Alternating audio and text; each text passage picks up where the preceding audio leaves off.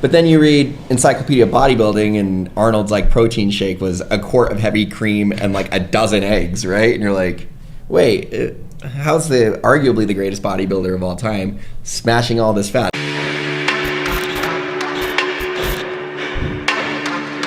We're here with Bucked Up. My name's Jose. I make the products, kind of my main thing. It's kind of your jam. Yeah. I make words go. It's kind of my thing. Content. Logan is my name. That's cool. I'm Mike Simkowiak. I'm still trying to figure out what I'm doing. You know? In life, in general. In general. Just in general? Yeah. Okay. Well, I mean, I think we're all in that boat, you know. So welcome. Today we are here to discuss coaching in general, whether you should hire a coach, what's going to be the right coach for you, different things like that. I think in one way or another, we've all coached people. I'm kind of anti-guru and different things like that, so I don't feel comfortable ever telling people what to do. I'll be transparent in voicing my opinion or something like that, but I don't feel comfortable giving people direct guidance or especially cookie cutter guidance, you know, with everything, whether it comes to diet, workouts, or should I break up with my girlfriend or boyfriend. It's like, well, like, that's not a yes or no to everybody, right? So why is diet or exercise going to be a yes or no to everybody as well? So you've each coached people. I know you both very well. I know your coaching style, your diets, all that stuff pretty well, I would say. And they're completely different in tons of different ways. And with that being said, I don't think that one is right or the other, or one is better or worse than the other. Like I kind of put them both on the same ground. It's just kind of figuring out what's good for you. So what are your we'll start with Mike. Mike, what are kind of your thoughts on? Well, so this all came about, you know, Logan, he wrote a blog. So what's the title of the blog? It's called Be Your Own Coach. So kind of explain to the people what that means so that they can kind of get an idea of what we're talking about. So when it comes to coaching, usually, you know, you want to, like Jose was saying, there are coaches everywhere. Like, we've all coached someone. More likely than not, you watching have coached someone in one facet or another. And so the idea behind the blog is learn from everyone, not just one set hired coach. Not to say that having a coach is a bad thing, just that the whole idea of growing in any endeavor, fitness specifically for this, is to grow beyond the point where you need to hire a coach for everything you do. Just, you know, there are those people that, I've ranted about this before, that tend to think they're experts on something, but all of their knowledge is regurgitated from one person. You want to constantly be growing, asking questions, and that's kind of the idea, is find your coaches everywhere instead of just making a coach your messiah, as Jose so eloquently puts it in the blog, which I stole from him. Yeah, I've definitely encountered people in my life where if you disagree with anything their coach says, or you think anything, it is like what is it that they call it in Scientology when they like just X somebody out of their life, even if it's like your kid or your spouse or whatever. If they excommunicate, no, they have exile. Yeah, it's the same thing, but they have a word for it where like well, even if you have somebody that's been excommunicated or whatever, like in, say, the LDS church, you can still talk to them and be their friend. This is somebody like you have to act as if they never existed.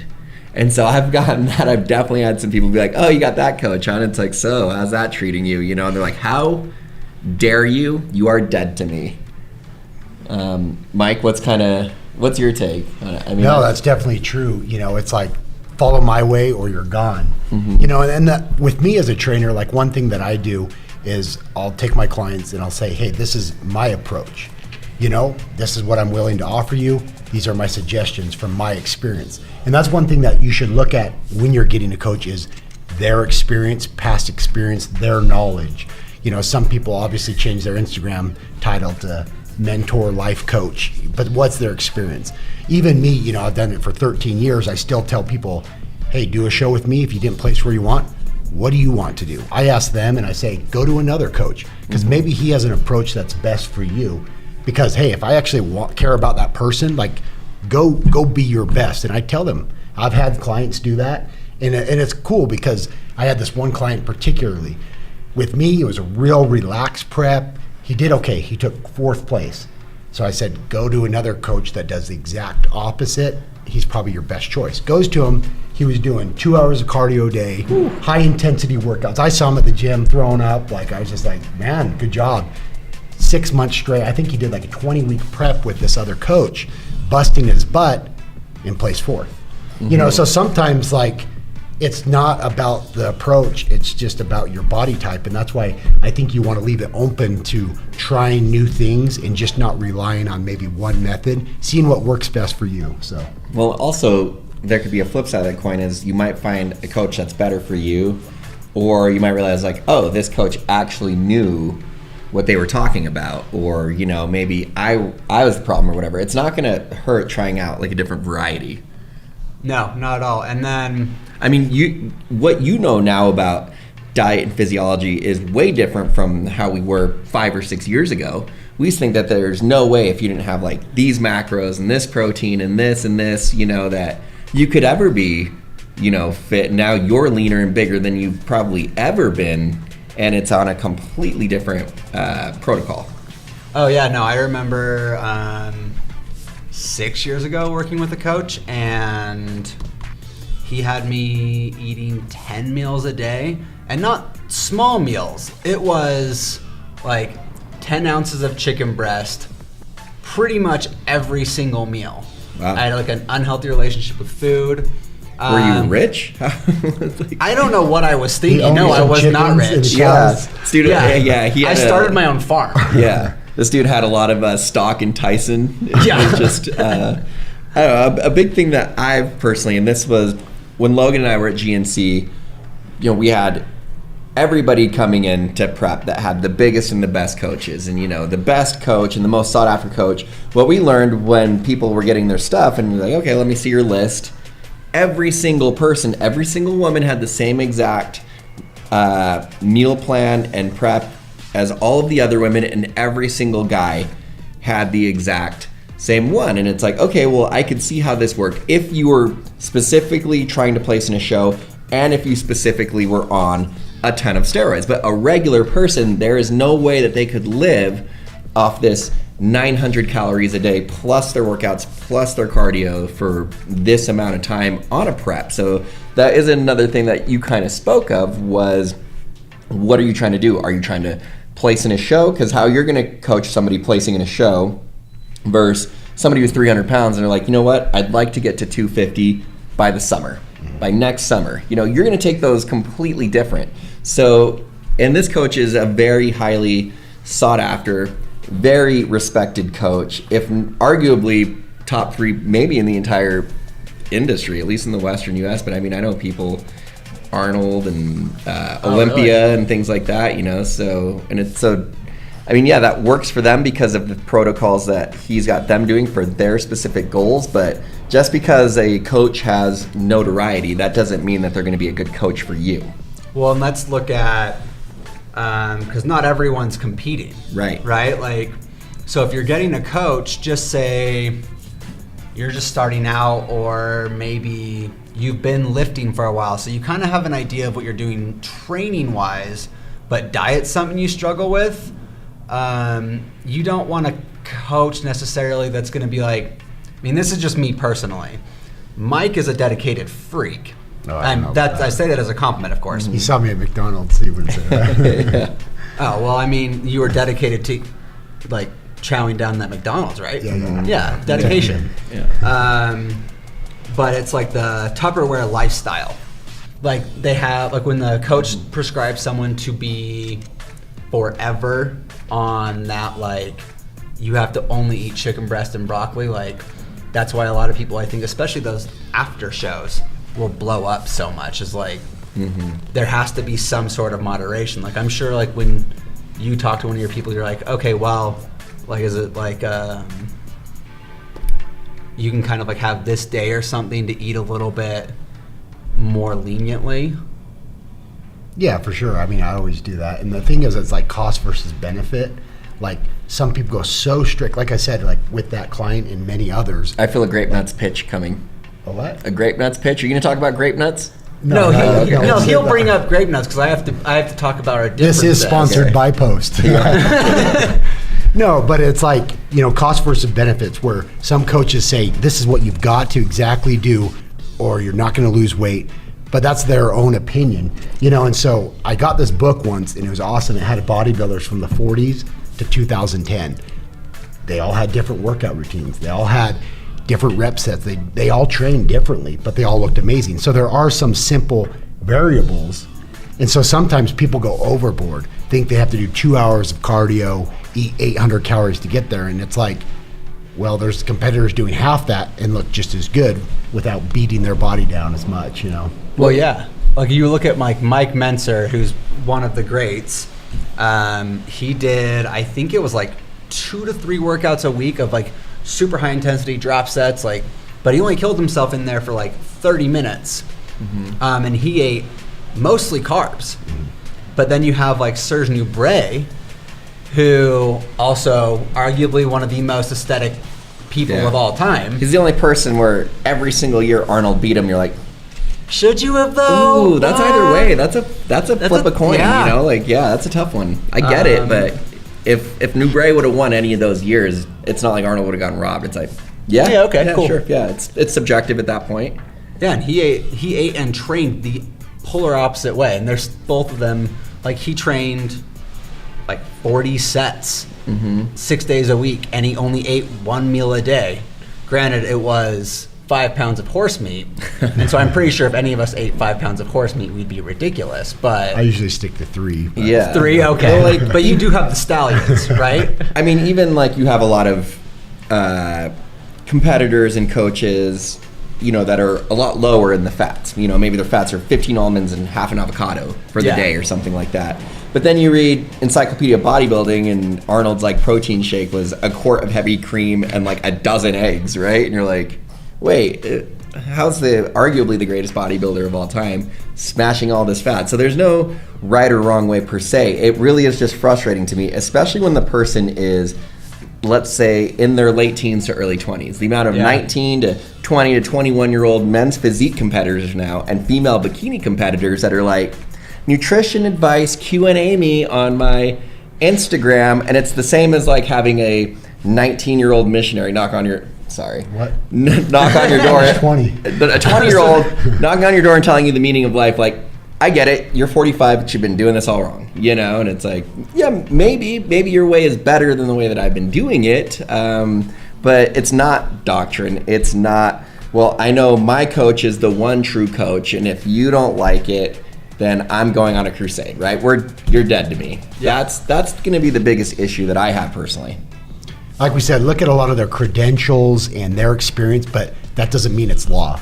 You see everybody now is a coach after their first show or their first diet, They've been in a week and they're already posting, hey, I know what I'm doing, And so double check the facts and see what works best for you. We're just saying that, when I hear competitors say, man, I took a month off work to do my show, it's like, what kind of life is that even as a competitor? And I guarantee, I'm like, dude, if I would have trained you, you would have been feeling better than ever going into a show. And I'm not saying mine was best, but it's better. Well, I've had people in the office, they were worthless through their entire prep.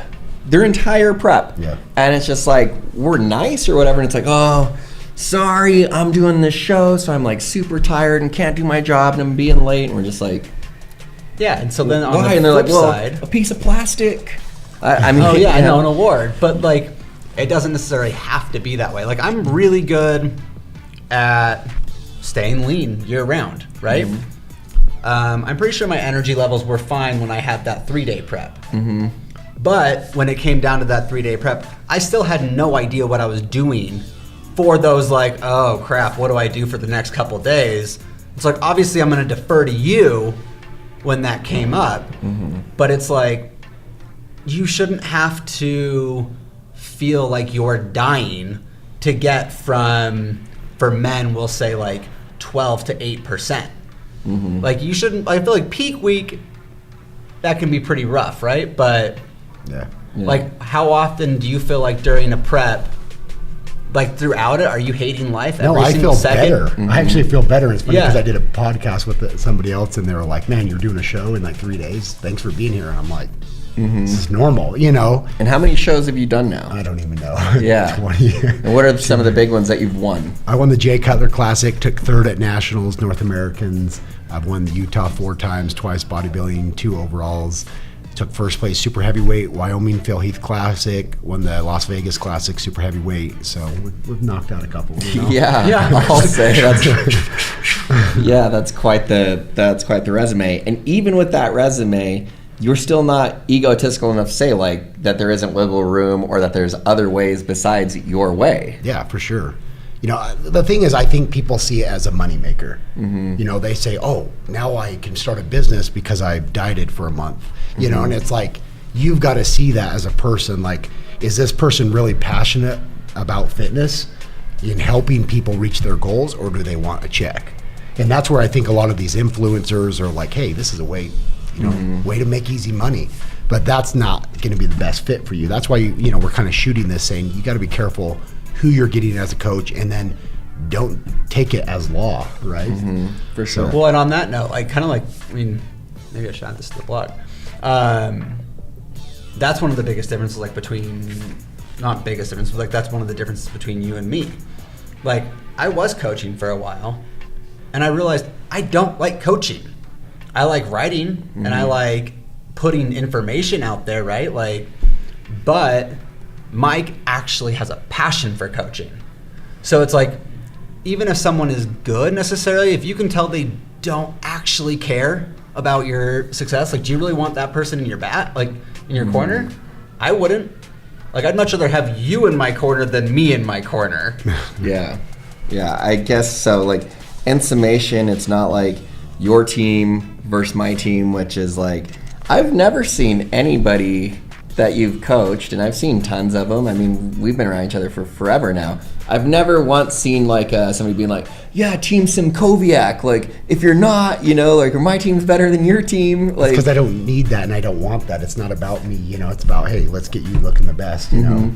I mean, I understand people want to be part of a team sometimes, but sometimes it just gets taken too far, where it's like competition. I'm on this team, that team, like that's just not me, you know. Like, I want people to do well. It's not. I'm not God for them, you know. Like, I helped you prep with my theories and what I felt was best. That's it, you know. Yeah. Oh, real quick. Said we were going to address this. I'll drink this while you guys discuss it. Grape nuts. Oh, I couldn't do it, but I think, what were you saying? Like, so let's see. I want to hear the grape nut theory again, because I think people need to understand. It's the ROI, the return on investment, right? This is like golden rule in my book. People always come to me and they're like, I want to get all bulk, no bloat. I want to get everything on the books. And I say, you need that for uptake of nutrients, but there is something out there, a secret. It's called grape nuts, 100 grams of complex carbs per cup. And so I tell people the 2-week challenge. And 4 cups of grape nuts a day on top of what they're eating. So that's 400 more carbs, but it's complex, low 1,600 more calories a day. 1,600 more calories a day, 2 weeks. And I see these people and I'm like, man, what are you doing? And they're like, I'm doing your grape nut challenge. Hold on. For those of us who weren't rich kids and can't afford Post-brand cereal. No, I go with the Nutty Nuggets from Walmart. Okay. Yeah, the off-brand. Nutty Nuggets from Walmart. Okay. And then, so on the flip side, my golden rule, this is not to get bigger, is if you're feeling fluffy, just fast for 72 hours. Yeah. It's brutal. I think the grape nuts might actually be harder, though. I think I'd have a harder time with that than not eating for 3 days. See, and me and Logan have talked about this, where change is always good. You know, where sometimes he's like, maybe you should change this. You know, I've been doing this. We all get in ruts where some things that he's doing, complete opposite of what I've been teaching, what I believe, are probably going to help me get past plateaus because it's just something different to my system. Same thing with him. I say, if you try this, something awesome is probably going to happen just because it's a complete shock to your system, you know? Absolutely, and I would agree with that. And the more you diversify, the more your body's enzymes, your gut, things like that. So before, when I would do things and I would incorporate, you know, let's just say you and I one time, we were in, I don't remember if it was LA or Anaheim, and we were rooming, and we got, I think we went to Krispy Kreme, and we saw how many people could eat the most amount of donuts. We had ribeye steaks at a steakhouse. We did all of these things, and oh man, my stomach was destroyed. And now I feel like all the different things being like, okay, well, I'm going to try 3 to 6 months of keto. Okay, well, I'm going to do a paleo diet for a while. Okay, well, I'm going to be vegan for 4 or 5 months, right? My stomach and my body, my metabolism now, I feel can run on anything. Where before now, you know, kind of the OMAD and keto type diet we've been doing, where if there is a night we go have pizza, I'm pretty okay from it now. Like where before, it would destroy me. I mean, I still don't typically do it, but I do know that if I were to switch to whatever diet, that my aesthetic, and I say about 10 to 11%, you know, it's gonna be where it's at as long as I'm not eating a ton of crap and I'm training regularly. But you can adapt to pretty much anything. I mean, the human body has been around for as long as it has been for a reason. We can run on anything and everything for the most part, as long as it's not a bunch of processed garbage. Yeah, for sure. But yeah, especially it can run on grape nut. I've done your grape nut challenge, you know. And it's really adaptive, and that's why, you know, these strategies based off your past, what you've been eating, you know, a coach's diet plan, you know, could work great for you or be crap, you know, even though he gave that to somebody else and it worked wonders for him, you know. But yeah, it's all about experimentation and like teaching yourself and learning, so you can actually be like, okay, well, this might have actually worked better for me, and like kind of tailoring everything you're learning to where you can teach yourself. Yeah. Like my basic thing, you know, as a coach is like, you're right, there are some simple principles, calories in, calories out. Like that's the basic. If you're eating nothing, you're probably going to lose weight. If you're exercising, doing 2 hours of cardio, working out, like it's going to happen. Which is probably going to be another post we have to have, another blog discussion we have to have. You know, and the thing is though, it's like, but what's best for you and what's most comfortable? I can't do what Logan does, and I don't know if he can do some things that I do. You know, and it's just what are you happiest with, and what's going to fit your lifestyle that you can make it doable. You know? Yeah, for sure. Well, and also too, you know, I feel I have pretty good genetics overall. However, you two are both genetic freaks. Even when you're trying to be like as gross and disgusting as you can, you still had a 6-pack, literally eating like garbage and trying to get as big as possible. You still kept a 6-pack. Yeah. You've always had it doesn't matter when you could literally eat anything and everything and you wouldn't gain weight. So you two are genetic freaks. So you understand that when you're working with people that, you know, they're not going to be the same as you two. So something to keep in mind. Yeah, well. Yep. So we just want you to be open, you know, try things out, experiment. You know, we always, as a company, you know, we say try our products, try things out, see how they work for you. You know, we want to bring you the best things, and that's why we're giving you our honest opinion, that we're saying, hey, if we write a blog about keto, that might be the best thing for you, but it might not. You know, give it a try, read information, and learn. Be forever learning, right? Yeah, student mindset. Yeah, take it out for a test drive. See how it goes. So, all right. Sweet. Good? Thanks for stopping by. Yeah.